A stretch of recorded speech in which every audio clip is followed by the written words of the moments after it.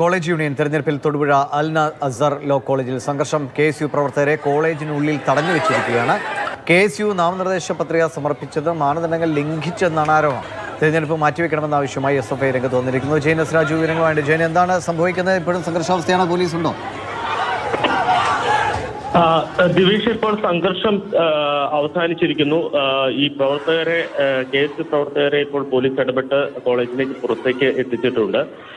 28 സീറ്റുകളിലേക്കാണ് ഇന്ന് കോളേജ് യൂണിയന്റെ ഭാഗമായിട്ടുള്ള തിരഞ്ഞെടുപ്പ് നടന്നത്. അതിൽ 20-ലും KSU വിജയിച്ചു എന്നുള്ളതാണ് അവർ അവകാശപ്പെടുന്നത്. എന്നാൽ SFI ആരോപിക്കുന്നത് മാനദണ്ഡങ്ങൾ പാലിക്കാതെയാണ് ഈ തെരഞ്ഞെടുപ്പ് നടന്നത് എന്നുള്ളതാണ്. നോമിനേഷൻ KSU പ്രവർത്തകർ നൽകിയത് സമയപരിധി അവസാനിച്ചതിന് ശേഷമാണ് എന്ന് ആരോപിച്ചുകൊണ്ടാണ് തെരഞ്ഞെടുപ്പ് റദ്ദാക്കണം എന്നൊരാവശ്യം SFI മുന്നോട്ട് വെച്ചത്.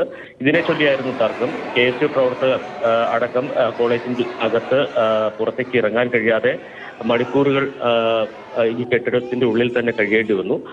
പോലീസ് ആദ്യഘട്ടത്തിൽ ഇടപെട്ടിട്ടും ഈ സംഘർഷം ഒഴിവാക്കാൻ കഴിഞ്ഞില്ല എന്നുള്ളതാണ് മനസ്സിലാക്കുന്നത്. പോലീസ് ഉദ്യോഗസ്ഥർക്കെതിരെയും തെരഞ്ഞെടുപ്പിൽ ക്രമക്കേട് നടന്നുവെന്ന് SFI ആരോപിക്കുന്നു. KSU ആകട്ടെ അവിടെ വലിയ സീറ്റുകളിൽ വിജയിക്കുകയും ഉണ്ടായി. ജയൻ എസ് രാജുവാണ് വിവരങ്ങൾ പങ്കുവച്ചത്.